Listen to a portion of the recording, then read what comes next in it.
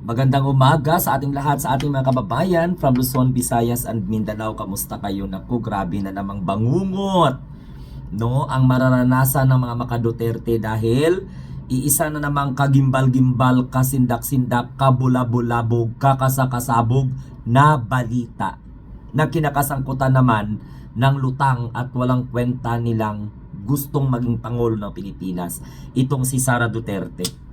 O ngayon, unti-unti nang lumalabas ang katotohanan, mga Duterte diehard supporters, na ayon po sa mga statement ni Ramil Madriaga, na kung saan dati binablind item lang ito ng mga vlogger hanggang sa napangalanan na talaga dahil syempre lumabas po yung kanyang affidavit na nagdadawit, no, sa asawa ni Sara Duterte at kay Sara Duterte mismo, na itong si Sara Duterte ay tumatanggap pala ito ng pera mula sa droga. Plus, pinoprotektahan pa pala ito ng pondo mula po sa Pogo na itinuturing ni Rodrigo Roa Duterte malinis. O samantalang pugad pala ng katiwalian, kriminalidad, immoralidad at kung ano-ano pang mga kasamaan. So, mga kamunting tinig, sa balita na ito dapat ang magiging daan or magiging way o magiging pamamaraan na kung saan ay mamulat na sa katotohanan itong gusto pong iupo si Sara Duterte bilang Pangulo ng Republika ng Pilipinas. Mga sindikato pala itong mga kinakasangkutan nila. Hindi po ako ang nagsasalita niyan, kundi base po yan sa mga naglalabasang mga balita.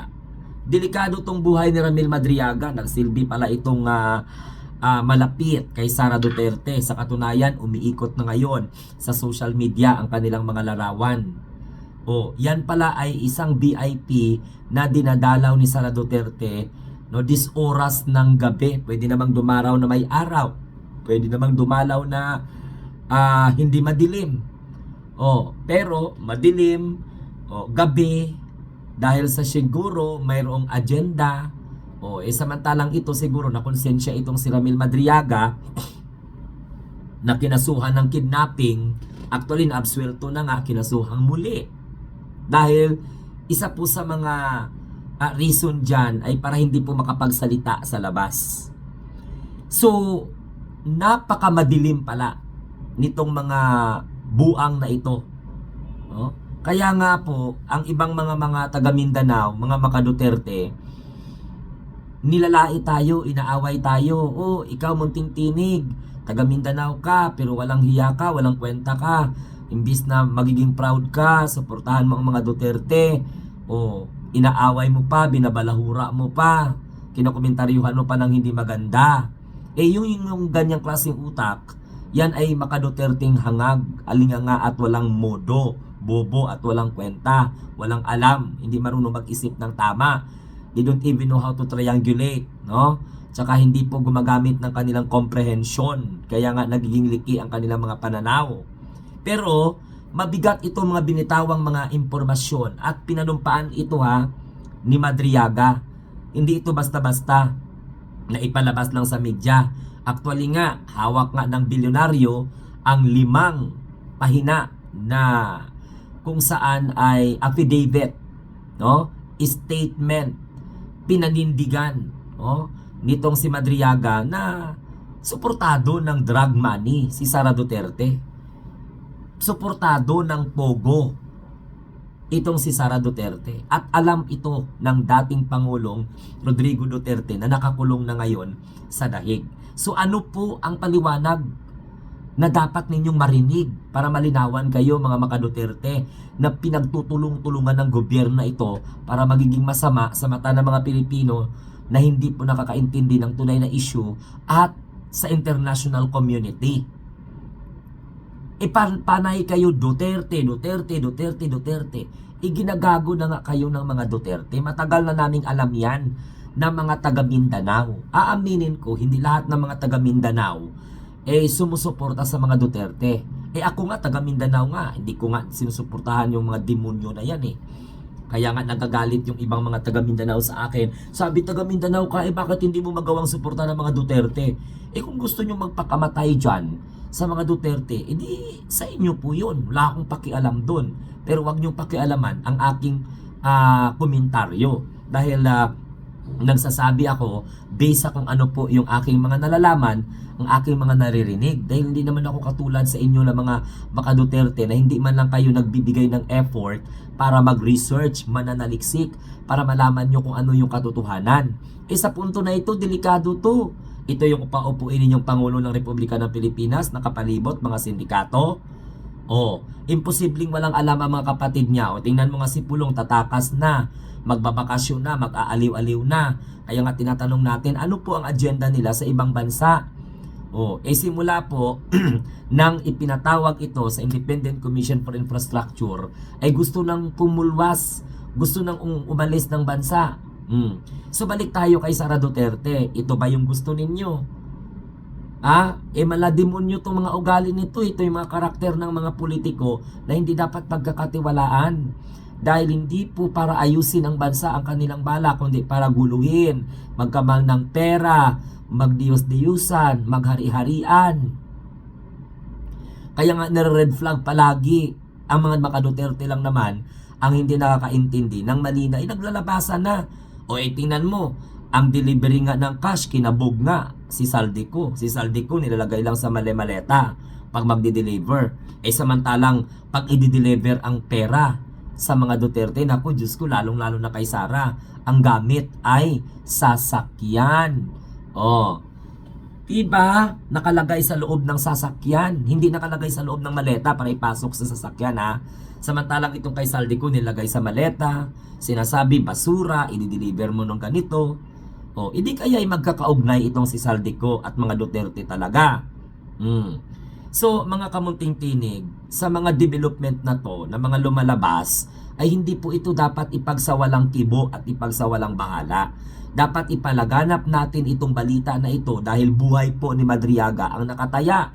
Pag ano ang mangyari kay Madriaga, alam na ninyo. Pero may hawak po ang kanyang abogado na kung saan ay naging abogado din ni Teves. So, Kerwin Espinosa, I stand to be corrected. So kung matitingnan mo talaga, marami na pong mga nagpatutuo na involved ang mga Duterte sa drugs. Ang mga makadi-DS lang naman talaga ang ayaw maniwala. Hindi naman tayo magkukomentaryo nito kung hindi po sila napapabalita. Actually nga, yung asawa nga ni Sara Duterte involved din. Patakin mo, ibang tao ang nakulong doon sa magnetic lefter na yon. So iba pala ang responsable doon, pagkatapos iba yung nakulong. Sangkot pala talaga doon ang asawa ni Sara Duterte. Matagal na yan na issue. Pero itong Ramil Madriaga na ito, biglang bumulusok ito dahil unang-una may mga vlogger na nagba-blind item. Pangalawa, ayun, in-expose na talaga ni Pebbles. Ang daming mga lumalabas at marami pang iba. So sa mga ganitong klaseng balita, ipagbubunyi pa ba ninyo ito, mga maka-Duterte? Gusto nyo po ba na ipagtanggol si Sara Duterte at si tatay ninyo sa balita na ito na involved po talaga sila sa illegal na droga? Binubuhay ang kanilang political career ng pera mula sa drug lord at pogo. Ayon po yan kay Madriaga na talagang may alam. Kaya nga no wonder na ang inilagay ni Rodrigo Roa Duterte sa mga posisyon at saka ni Sara Duterte, mga sundalo, galawang mag-ama talaga Kung ano yung style ni Digong, ganun din ang style ni Sara Duterte. Yun pala, may gusto silang poprotektahan. So mga kamunting tinig, huwag tayong mapagod paipaliwanag sa ating mga kababayan na ang kinakasangkutan ni Sara Duterte ay hindi po ito simple lang na bagay. Ako po ay syempre naghihintay ng development sa mga ganitong klaseng mga expose. Nabalita na to sa media na talaga. Pero nauna nang nakakaalam ang ilan sa ating mga kababayan na talagang malikot ang mga kaisipan at nagbabantay sa tunay na demokrasya ng ating bansa. Nagbabantay para hindi magtagumpay itong pamilyang Duterte, wasakin ang katahimikan at kaunlaran ng ating bansa para lang sa kanilang political survival. Bakit ko nasabing political survival? Kasi mapupurnada tong mga plano nila. Si Rodrigo Roa Duterte hindi nakalabas. Magsisimula na po yung hearing. O ngayon, si Pulong Duterte, iimbestigahan ng ICI. Si Sara Duterte, involved na naman sa drug money at saka pogo. Ilan sa mga kaalyado ni Sara Duterte, nagtatago na, katulad ni Bato. O magiging kasunod na po dyan si Bongo. Baka mamaya, madawit pa dyan si Aimee. So yan po mga kamunting tinig, ang mga development ngayon.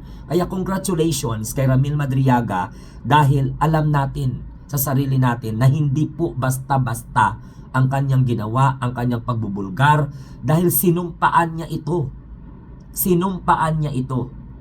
Naka-dry seal ayon po sa balita ng bilyonaryo at hawak po ng mga media yung mga testimony ni Madriaga na nagdidiin at lalo pong nagpapakita ng ebidensya at koneksyon laban sa mga Duterte sapagkat involved sila sa illegal na droga at pogo, na kung saan illegal ang pag-operate dito sa ating bansa pero itinuring panggatasan, okay?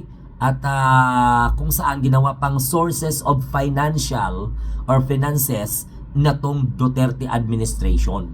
So bahala kayo dyan mga kamunting tinig, mga DDS, mag-isip kung ano po ang aking ibig sabihin. So ito po ang inyong lingkod, ang munting tinig ng ordinaryong Pilipino nagsasabi, tayo po ay mga bagong Pilipino sa bagong Pilipinas. Purnada ang goal ni Sara Duterte, ang ambisyon ng ambisyosa na magiging Pangulo ng bansa.